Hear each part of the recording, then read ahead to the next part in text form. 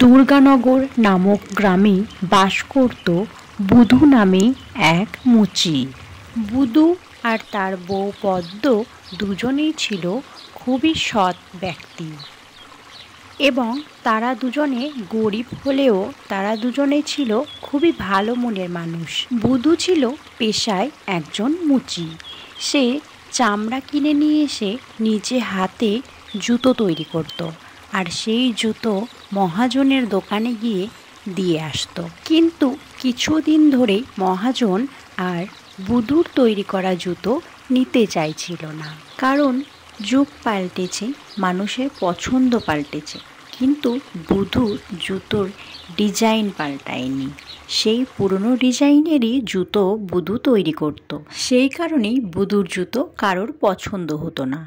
কি গো, সেই সকাল থেকে দেখছি বসে আছো একইভাবে, আজকে কি জুতোগুলো নিয়ে মহাজনের দোকানে দিতে যাবে না নাকি? কি হয়েছে কি তোমার? আরে পদ্ম, আর বলো না, আর সত্যিই এই কাজ করতে আমার ভালো লাগে না। বলেছি তো তোমাকে, কিছু মাস ধরেই আমার জুতো মহাজন আর নিতে চাইছে না। মহাজন বলছে আমার জুতো নাকি কেউ পছন্দ করে না। সবাই নাকি বলছে এই পুরনো মডেলের জুতো আর তারা পরবে না। এর আগের দিনই মহাজন বলে দিয়েছে, তুমি যদি নতুন মডেলের জুতো তৈরি করতে পারো তাহলেই সেই জুতো আমি নেব, নয়তো এই জুতো নিয়ে কি আমি দোকানে ভরে রাখবো নাকি? তোমার তৈরি করা জুতো কেউই পছন্দ করে না। আচ্ছা, সেটা তো বুঝলাম, কিন্তু কালকে যেসব জুতোগুলো তৈরি করেছো আজকে নিয়ে গিয়ে তো দেখো মহাজন কি বলছে। যদি না নেয় তাহলে কি বাধ্য হয়ে ঘুরিয়ে নিয়েই আসবে। এমনও তো হতে পারে যে কালকে তৈরি করা জুতোগুলো মহাজনের পছন্দ হয়ে গেল, ভালো বিক্রি হলো। শোনো, কোনো কিছু পরখ না করে বাড়িতে বসে বসে মনে ভেবে নিও না, এতে কিন্তু আখিরে ক্ষতিটা আমাদেরই হবে। তাই বলছি, আমার কথা শোনো, বাড়িতে বসে না থেকে অগত্যা জুতোগুলো নিয়ে মহাজনের কাছে দেখিয়ে আসো। যদি পছন্দ হয়, হতেও তো পারে আগেরগুলো পছন্দ হয়নি বলে এইগুলোও পছন্দ হবে না, তার কিন্তু কোনো মানে নেই। হ্যাঁ পদ্ম, কথাটা তুমি ঠিকই বলেছ।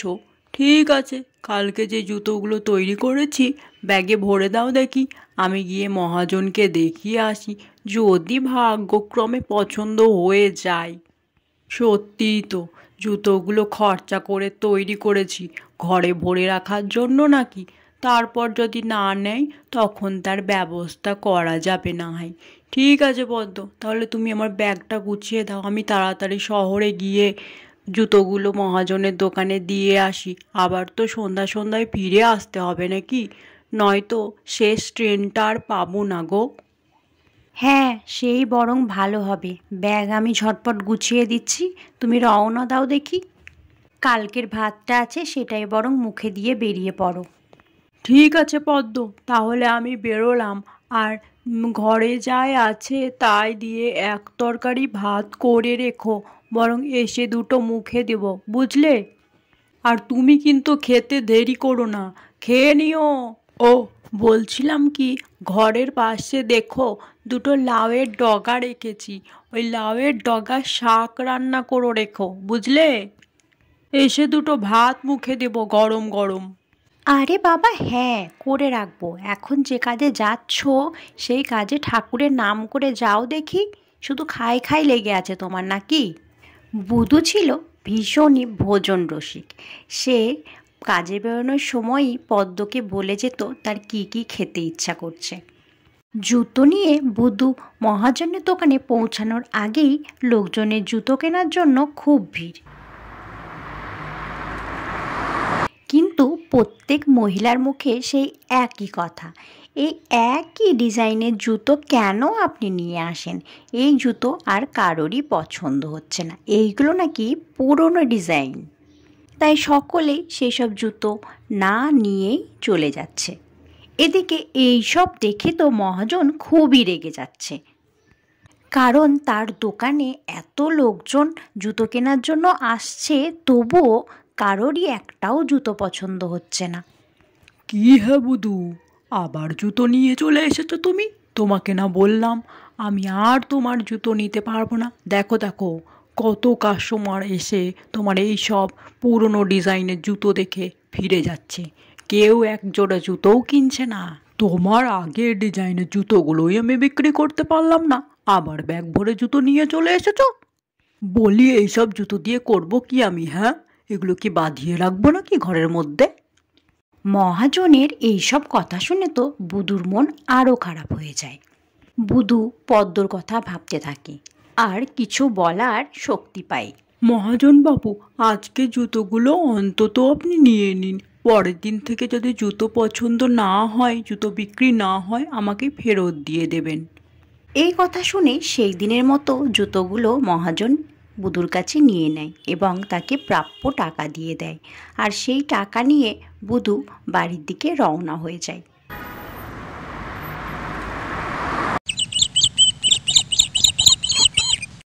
এইদিকে সন্ধ্যা হয়ে আসে। পদ্ম চিন্তা করতে থাকে আর বুধুর আসার অপেক্ষায় সে বসে থাকে। সন্ধ্যা হয়ে গেল, তবু এখনও কেন বুধু বাড়ি ফিরছে না। এ বাবা, সন্ধ্যা হয়ে গেল, এখনও যে কেন বাড়ি ফিরছে না? এখনও কি শেষ ট্রেন পায়নি নাকি? মানুষটা কিছু খেয়েও গেল না। এই কথা ভাবতে ভাবতেই বুধু বাড়ি ফেরে। বাড়ি ফেরার সঙ্গে সঙ্গেই পদ্ম বুধুকে অনেক প্রশ্ন করতে থাকে। আরে দাঁড়াও দাঁড়াও, ঢুকতে ঢুকতে এত প্রশ্ন! আমি সারা দিন পরিশ্রম করে বাড়ি ফিরেছি, কোথায় দুটো জল বাতাসা দেবে ঢোকার সঙ্গে সঙ্গে, তা না হাজারখানা প্রশ্ন করছো। ও হ্যাঁ হ্যাঁ, আমারই ভুল। সারাদিন তুমি পরিশ্রম করে এসেছো, কোথায় একটু জল দেবো তোমাকে খেতে, তা না হাজারখানি প্রশ্ন করছি। দাঁড়াও দাঁড়াও, আমি একটু জল নিয়ে আসি তোমার জন্য, আর খাবারও বেড়ে দিচ্ছি, তুমি নিচে খেতে বসো। বুধু ভাবতে থাকে, আজকের মতো তো তার জুতোগুলো মহাজন নিয়ে নিয়েছে, কিন্তু পরের দিন থেকে কি হবে? সে তো আর নতুন ডিজাইনের নতুন জুতো সে তৈরি করতে পারবে না। তার শেখা ওই একই ডিজাইনের জুতো সে তৈরি করতে পারবে। তাহলে সে কি করবে? পরের দিন থেকে তো আর দয়া করে মহাজন তার জুতো নেবে না। বুধু মনে মনেই ভগবানকে স্মরণ করতে থাকে, এবার তার সংসার কিভাবে চলবে। হে ভগবান, এটা তুমি আমার সঙ্গে কি করলে? এবার আমি কি করব? কোথায় নতুন ডিজাইনের জুতো আমি পাবো? আমি তো পারি না সেরকম জুতো বানাতে। এবার আমার সংসারটা কি করে চলবে? এইসব কথা ভাবতে ভাবতেই পদ্ম বুধুকে খেতে দিয়ে দেয়। কি গো, মহাজন কি বলল? জুতোগুলো নিয়েছে তো? হ্যাঁ, নিয়েছে তো বটে, কিন্তু পরের বার থেকে আর নেবে না। আজকের দিনটা আমি পুরনো ব্যবসায়ী বলে মহাজন দয়া করে জুতোগুলো নিয়েছে হাতে পায়ে ধরে। পরের দিন থেকে বলেছে যদি একই ডিজাইনের জুতো আমি নিয়ে যাই, তাহলে মহাজন সেই জুতো আর নেবে না। এবার কি হবে পদ্ম? আমি নতুন ডিজাইনের জুতো কোথায় পাবো? এবার কি তাহলে আমাদের সংসারটা ভেসে যাবে গো? আমি তো আর নতুন ডিজাইনের জুতো তৈরি করতে পারি না। খাওয়ার পরে বুধু আর পদ্ম শুতে চলে যায়। পদ্ম ঘুমিয়ে গেলেও বুধুর কিছুতেই চোখে ঘুম আসে না। তার চোখে মুখে শুধুই চিন্তা, কি করে বা তার সংসার চলবে। তখনই হঠাৎ বুধু যেই ঘরে জুতো তৈরি করত, সেই ঘর থেকে ঠুকঠাক শব্দ আসে। বুধু আর বিছানায় শুয়ে না থেকে সে দেখতে চলে যায় কি আওয়াজ হচ্ছে তার জুতো তৈরির ঘর থেকে। সে দেখে বাইরের লাইটটা জ্বলছে আর দরজা জানলা সব হাট করে খোলা। বুধু ভাবে কে আছে তার ঘরে। সে জানলা দিয়ে দেখতে চলে যায়। বুধু জানলার সামনে দাঁড়িয়ে যেটা দেখে, বুধু তো পুরোই অবাক। সে ভাবতেই পারছিল না তার জুতো তৈরির ঘরে এটা কী হচ্ছে। বুধু নিজের চোখকে বিশ্বাস করতে পারছিল না। পরীর মতো সুন্দর একটা মেয়ে জুতো তৈরি করছে।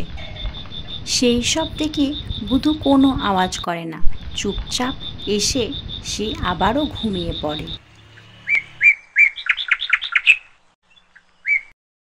পরদিন সকালে যখন বুধুর চোখ খুলল, বুধু তো ওটা স্বপ্ন ছিল না সত্যি সেটাই বিশ্বাস করতে পারছিল না। তো ভাবতেই পারছিল না এটাও কিভাবে সম্ভব। বুধু সব কথা পদ্মকে খুলে বলল। জানো পদ্ম, কালকে যখন তুমি ঘুমিয়ে পড়েছিলে হঠাৎই মাঝরাতে আমি আমাদের জুতো তৈরির ঘর থেকে ঠুকঠাক শব্দ শুনতে পাই। তখনই আমি দেখতে চলে যাই আর দেখি জানলা দরজা সব হাট করে খোলা আর আলো জ্বলছে।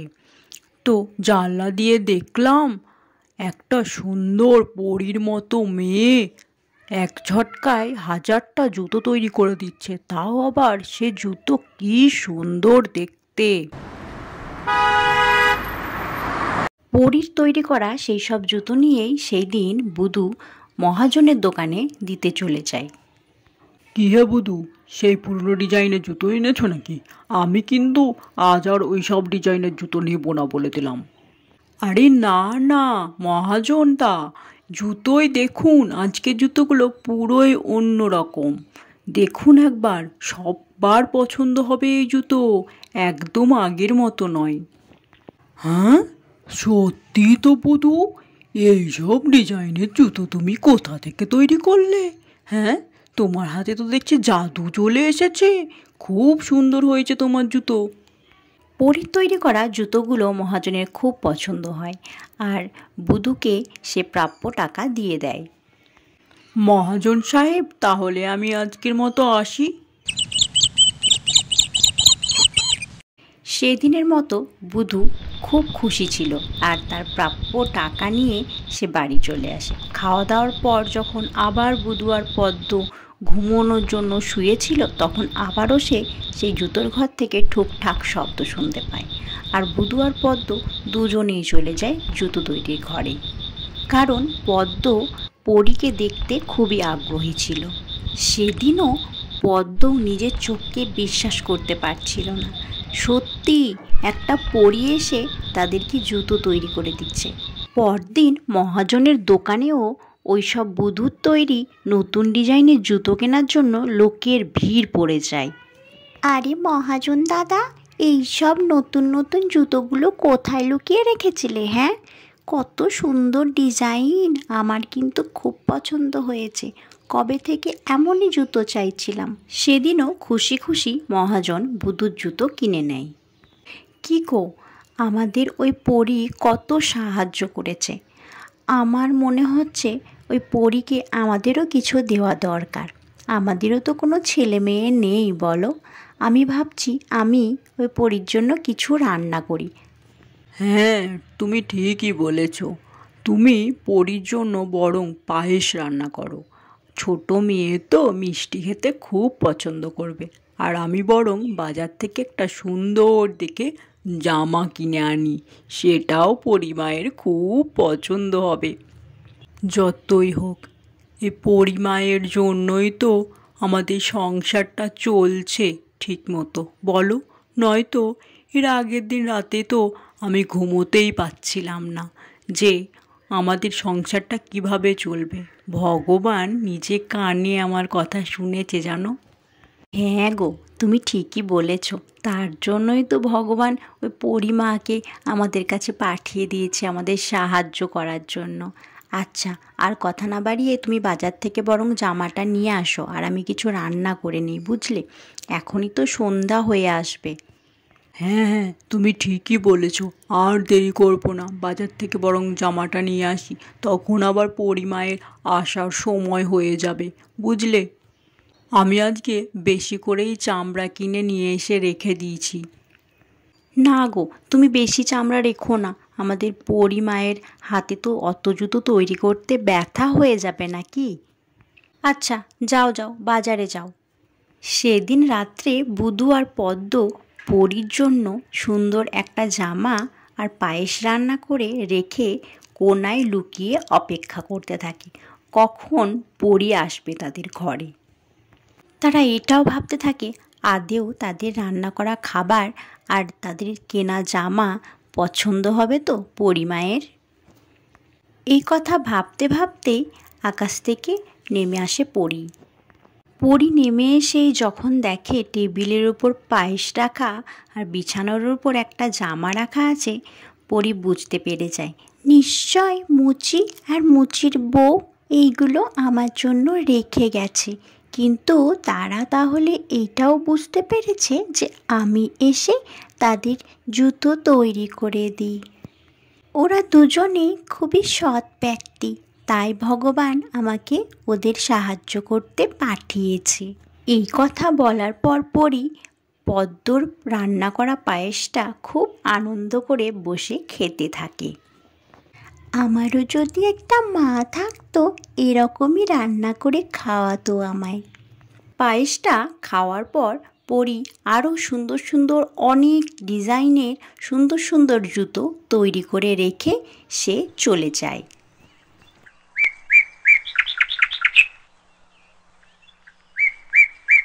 পরের দিন সকাল হয়, সকাল গড়িয়ে সন্ধ্যা হয়ে যায়। পদ্ম আর বুধু অপেক্ষা করতে থাকে কখন পরি আবারও তাদের ঘরে আসবে, কিন্তু সেই দিন পরি আর আসে না। পদ্ম, পরিমা বুঝতে পেরেছে যে আমরা তাকে দেখে ফেলেছি, তার জন্য আর পরিমা আসলো না আমাদের ঘরে। হ্যাঁ, তুমি ঠিকই বলেছ, কিন্তু আমাদের তো আর সেরকম অভাবও নেই বলো। আমাদের টাকার অভাব মিটে গেছে, তাই ভগবান ওকে আর আমাদের কাছে পাঠায়নি।